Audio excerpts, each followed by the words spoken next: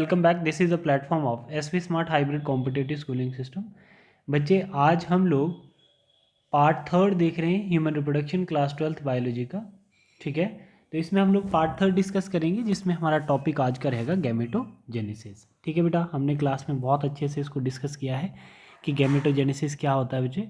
ठीक है, तो गैमेटोजेनेसिस में बच्चे हम लोग क्या डिस्कस करते हैं, मेन पार्ट हमारा जो रहता है, जैसे प्राइमरी सेक्स ऑर्गन जो है वो क्या रहेगा, टेस्टिस रहेगा in the male and ovaries in the females, right.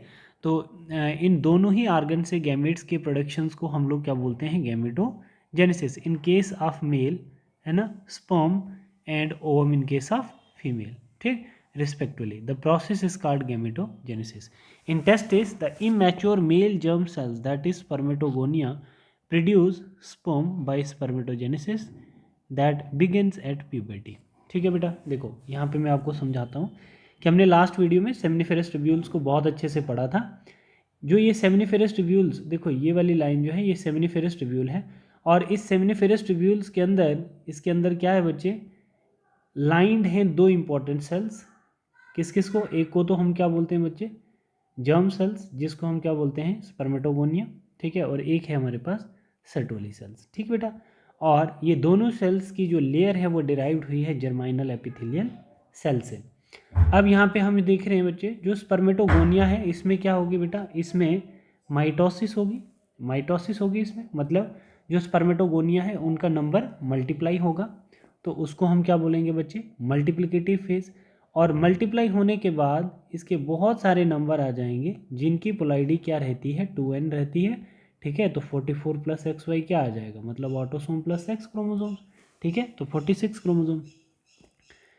अब इन्हीं स्पर्मेटोगोनिया के अंदर ग्रोथ फेज स्टार्ट हो जाएगी। कोई एक सेल होगा जिसका साइटोप्लाज्मिक कंटेंट इंक्रीज होगा, मानो इसका साइटोप्लाज्मिक कंटेंट इंक्रीज हुआ और यहाँ पर ये सेल ऐसा बन गया जिसको हम क्या कह रहे हैं, प्राइमरी स्पर्मेटोसाइट। अभी भी पोलाइडी इसकी स्पर्मेटोगोनिया की और स्पर्मेटोसाइट्स की, प्राइमरी स्पर्मेटोसाइट की सेम रहेगी बच्चे, 44 प्लस एक्स वाई, राइट। अब इसमें क्या है बच्चे, प्राइमरी स्पर्मेटोसाइट के अंदर फर्स्ट रिडक्शनल डिवीजन होगी जिसको मियोसिस 1 कहेंगे, और यहाँ पर सेकेंडरी स्पर्मेटोसाइट्स बनेंगे, राइट, जिसमें पोलाइडी लेवल n हो जाएगा, रिडक्शन हुई है n equal to 22 plus x और n equal to 22 plus y. ठीक है बच्चे, तो अब इसमें सेकेंडरी स्पर्मेटोसाइट्स में मियोसिस 2 होगी, जिसमें हमारे पास क्या बनेंगे, एक सेकेंडरी स्पर्मेटोसाइट से क्या बन जाएंगे बच्चे, 2 स्पर्मेटेड बनेंगे। तो कितने हैं हमारे पास सेकेंडरी स्पर्मेटोसाइट, 2 हैं, तो कितने बन जाएंगे बच्चे हमारे पास स्पर्मेटेड, 4 बन जाएंगे। ठीक है, इस y से कितने बन गए, 2, और इस x से कितने बन गए, 2। ठीक है बच्चे, तो हम लोग यहाँ पर ये चीज़ बताएंगे कि स्पर्मेटिड से क्या बन रहा है, स्पर्म बन रहा है। क्या बन रहा है बच्चे, स्पर्मेटिड से क्या बन रहा है, स्पर्म बन रहा है। ये आ गया हमारा स्पर्मेटिड, और इससे बन रहा है स्पर्म या स्पर्मेटोजोआ। इस प्रोसेस को हम क्या बोलेंगे, स्पर्मियोजेनेसिस। तो आपको ये ध्यान रखना है कि प्राइमरी स्पर्मेटोसाइट से कितने स्पर्म्स बनते हैं बच्चे, आप बोलोगे नंबर ऑफ 4। ठीक, तो अब आप इसको याद रखें थोड़ा सा। द स्पर्मेटोगोनिया, सिंगुलर क्या है, spermatogonium, present on the inside wall of seminiferous tubule, इसकी बात कर रहा है यहाँ पर, inside wall of seminiferous tubule. ठीक है, मल्टीप्लाई बाय माइटोटिक डिविजन्स, तो इनका नंबर जो होगा वो मल्टीप्लाई होगा थ्रू माइटोटिक डिविजन्स। ठीक है, and increase in number, and increase in number, अपना नंबर इंक्रीज करेंगे। Each spermatogonia is diploid, ploidy कैसी होगी बच्चे, इसकी भी 2n है और इसकी भी 2n होगी। ठीक है, each spermatogonium is diploid and contain 46 number of chromosome. वो कितने हो गए, 44 प्लस एक्स वाई, है ना, 46 हो गए। फिर उसके बाद क्या बता रहा है, some of the spermatogonia called primary spermatocyte, उसमें से पीरियोडिकली क्या होगा, कोई एक जो है वो क्या बन जाएगा, है ना, some of the spermatogonia called primary spermatocyte, जिसका साइटोप्लाज्मिक कंटेंट इंक्रीज करेगा वो स्पर्मेटोसाइट कहलाएगा। और फिर वो क्या करेगा जी, पीरियोडिकली अंडरगो मियोसिस शो करेगा, जिसको हम रिडक्शनल डिवीजन कहते हैं। ठीक है, तो प्राइमरी स्पर्मेटोसाइट्स क्या करेगा बच्चे, complete the first mitotic division, जिसको हम रिडक्शन डिवीजन कहते हैं, leading to the formation of 2 equal haploid cell, जिनको हम क्या बोल रहे हैं बच्चे, जिनको हम लोग बोल रहे हैं secondary spermatocytes, called secondary spermatocyte, जिनकी पोलाइडी क्या होगी बच्चे, 23 क्रोमोसोम, मतलब n होगी। इसमें क्या होगा, n इक्वल टू 22x, ठीक है, और n is equal to 22y। ठीक है, तो ये हमारे सेकेंडरी स्पर्मेटोसाइट्स कहलाएंगे, जिनका पोलाइडी क्या है, हैप्लॉइड होगा। The secondary spermatocyte undergo second mitotic division to produce 4 equal haploid cells. तो मैंने आपको पहले ही बताया था क्या होगा बच्चे, एक प्राइमरी स्पर्मेटोसाइट से कितने इक्वल स्पर्म्स बनेंगे, हमारे 4 हैप्लॉइड स्पर्म्स बनेंगे जिनको हम स्पर्मेटिड भी बोल सकते हैं। ठीक है, तो क्या बनेंगे, सेकेंडरी के बाद हमारे पास स्पर्मेटिड बनेंगे। ठीक, फिर उसके बाद what would be the number of chromosome in the spermatid, तो आप क्या बोलोगे, एन होती है उसकी प्लाइडी, क्रोमोसोम कितने होंगे 23।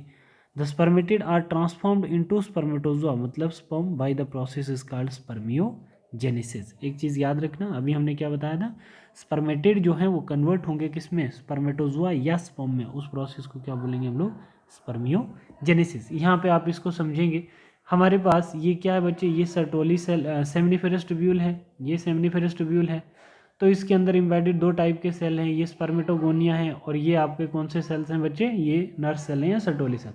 अब प्राइमरी स्पर्मेटोसाइट में मियोसिस 1 हुई तो सेकेंडरी स्पर्मेटोसाइट बना, सेकेंडरी स्पर्मेटोसाइट्स में मियोसिस 2 हुई तो स्पर्मेटिड बना, स्पर्मेटिड से स्पर्मेटोजुआ बना तो इसको हम स्पर्मियोजेनेसिस बोलेंगे, है ना बच्चे। तो मतलब स्पर्मेटिड से स्पर्मेटोजुआ बनने के लिए ये एक इम्पॉर्टेंट फैक्टर रिलीज करेगा सर्टोली सेल्स, जिससे इम्बैड होकर ये आपका स्पर्म जो होगा ये क्या करेगा बच्चे, न्यूट्रिशन ऑब्टेन करेगा और स्पर्मेटिड से एक कंप्लीट स्पर्म बन जाएगा, जिसका ये स्ट्रक्चर ऐसा आपको दिखेगा। ठीक है बच्चे, तो अब ये स्पर्म सेमिनिफेरस ट्यूब्यूल से जब रिलीज होगा तो उस प्रोसेस को हम क्या बोलेंगे, स्पर्मिएशन बोलेंगे। ठीक बेटा, अब एनसीईआरटी कुछ ऐसी डायग्राम बता रही है बेटा, ऐसी डायग्राम है तो आपके सामने यहाँ पर क्या है, इसको हम लोग क्या बोल रहे हैं, ये हमारा सेमिनिफेरस ट्यूब्यूल आ गया। ठीक है बेटा, तो इसके अंदर ये कौन से सेल्स आ गए, इनको हम बोलते हैं स्पर्मेटोगोनियम सेल्स। इसके बाद ये आगे थोड़ा सा जो साइज़ इंक्रीज़ कर रहा है तो उसको हम प्राइमरी स्पर्मेटोसाइट्स, और ये बीच में जो आपके सेल्स हैं इनको हम लोग क्या बोलते हैं बच्चे, इनको बोलते हैं सर्टोली सेल्स। ठीक है बच्चे, तो ये सर्टोली सेल्स जो है ये किसको नरिश करते हैं बच्चे, स्पर्मेटिड को। जब इम्बेडेड होते हैं स्पर्मेटिड, देखो यहाँ पर, तो फिर ये आगे कैक्स में कन्वर्ट हो जाएंगे स्पर्मेटोजुआ में। तो ये पूरा प्रोसेस यहाँ से लेके यहाँ तक क्या कहलाएगा, स्पर्मेटोजेनेसिस। ठीक है, तो सेमिनिफेरस ट्यूब्यूल से जब स्पर्म मैच्योर होकर रिलीज हो जाता है तो उसको हम क्या बोलते हैं बच्चे, स्पर्मिएशन।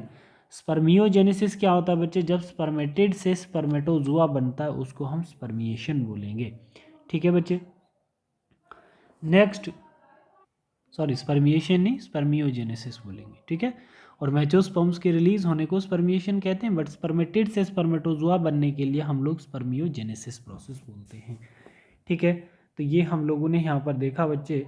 अब थोड़ा सा हार्मोन्स का रोल आप लोग देखेंगे, मैंने आपको पहले ही बताया था बच्चे कि इसमें हाइपोथैलेमस का सबसे इंपॉर्टेंट रोल रहता है बेटा। जैसे हाइपोथैलेमस जीएनआरएच को रिलीज़ करेगा, GnRH anterior and posterior pituitary पे एक्ट करेगा बेटा। ठीक है, और वो क्या करेगा, एफएसएच और एलएच को रिलीज़ करवाएगा एंटीरियर पिट्यूटरी से, कौन, GnRH.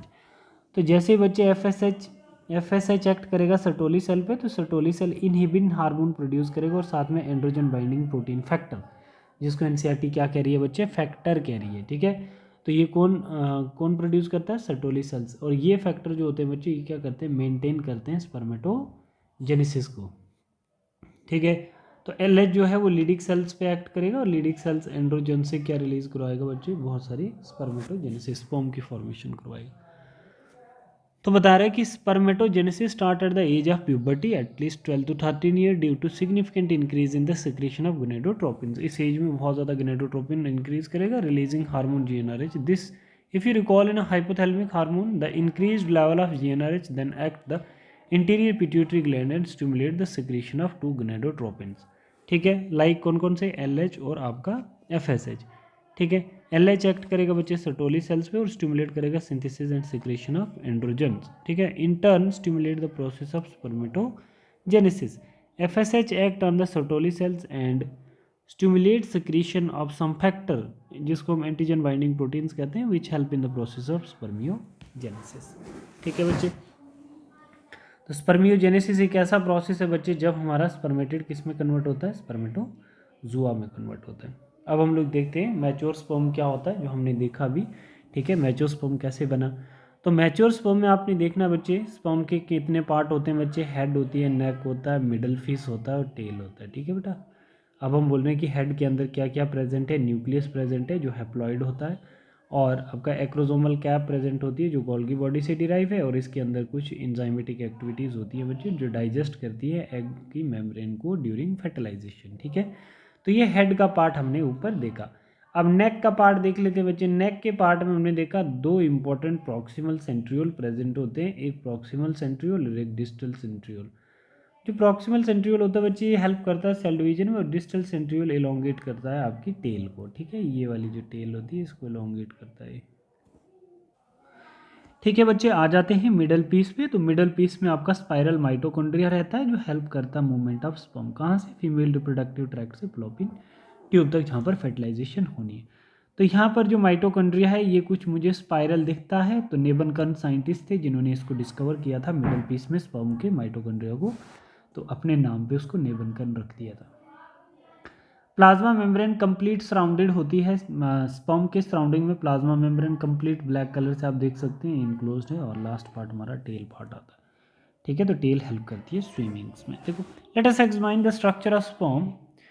It is a microscopic structure composed of a head, neck, middle piece and tail. ठीक है बच्चे, फिगर आप लोग आगे एनसीईआरटी में 2.6 देख सकते हैं, बिल्कुल सेम है ये आगे स्ट्रक्चर। ठीक है, तो बिल्कुल सेम मैंने ड्रा किया है, जो आप कोई भी आपकी चॉइस से बना सकते हो। Plasma membrane involve the whole body of sperm. The sperm head contain an elongated head, जो होगा स्पर्म का वो कैसा होगा? इलोंगेटेड होगा बच्चे। ठीक है, haploid nucleus the interior portion of which is covered by a cap like structure, जिसको हम क्या बोलेंगे? एक्रोजोम। ठीक है, तो इसमें क्या होते हैं? The acrosome is filled with some enzyme that help to fertilization of ovum. Ovum को फर्टिलाइज करने के लिए कुछ एंजाइम प्रेजेंट होते हैं जो किसके पास है? एक्रोजोम्स के पास प्रेजेंट है। The middle piece possesses numerous mitochondria which produce energy for movement of tail that facilitates sperm motility essential for fertilization। ठीक है, तो fertilization के टाइम में sperm जो होता है उसकी जो टेल होती है उसको मूवमेंट करने में हेल्प करती है। The human male ejaculate about 200 to 300 million sperm during a coitus of which for normal fertility। ठीक है, एक नॉर्मल एजुकुलेशन में मेल 200 से 300 स्पर्म जो होते हैं वो रिलीज करेगा, जिसमें एक नॉर्मल इंटरकोर्स में सेक्सुअल इंटरकोर्स के टाइम 60% स्पर्म जो होता है उसमें क्या होता है बच्चे? नॉर्मल शेप का होता है और साइज का, and least 40% they must show vigorous motility. मतलब उनमें क्या होती है? या तो स्ट्रक्चर नॉर्मल नहीं होगा, या तो उनमें मूवमेंट प्रॉपर नहीं होती है। ठीक है बच्चे, तो ये हमने स्ट्रक्चर देखा, और ये आपने पेपर के लिए भी बहुत अच्छे से इसको प्रिपेयर करना है। ये स्ट्रक्चर है आपका बेटा। ठीक है, अब यहाँ पे क्या बोला है?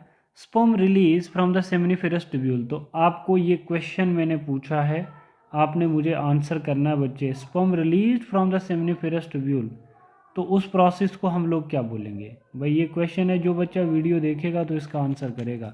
Sperm release from the seminiferous tubule, this process is known as. ठीक है, आंसर करोगे नीचे कमेंट करके।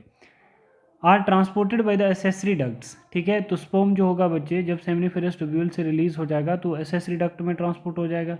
secretion of epididymis, vasa differentia, seminal vesicle and prostates are essential for maturations and motility of sperms। In part में क्या होगा बच्चे? Sperm mature भी होगा और मोटिलिटी भी मिलेगी इधर।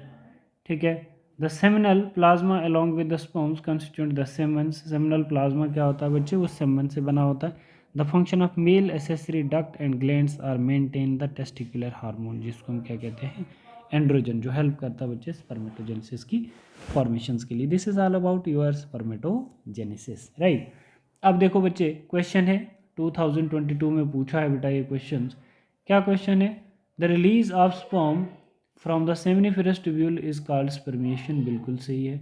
दूसरा बता रहा है spermiogenesis is the process of formation of sperm from spermatogonia. यहाँ पे बच्चे ये स्पर्मियोजेनेसिस का प्रोसेस जो होता है ये कौन सा होता है बच्चे? आपके स्पर्मेटिड से लेके स्पर्मेटोजुआ तक का जो प्रोसेस होता है। ठीक है, स्पर्मेटोजेनेसिस तो पूरा ही है ना, तो ये गलत हो गया, ये ठीक है। तो statement 1 is correct and 2 is incorrect. Statement 1 is correct but 2 is incorrect. D part आपका राइट आंसर है। ठीक है बेटा, तो ये हमने आज का टॉपिक यहाँ पे कंप्लीट किया। ठीक है बच्चे, तो अब नेक्स्ट क्लास में हम लोग क्या देखते हैं? नेक्स्ट वीडियो में हम लोग देखेंगे oogonia। ठीक है, मेल गैमेटोफाइट हमने स्पर्मेटोजेनेसिस हम लोगों ने डिस्कस कर लिया है। ठीक है, तो अब हम लोग oogonia देखेंगे। Thank you.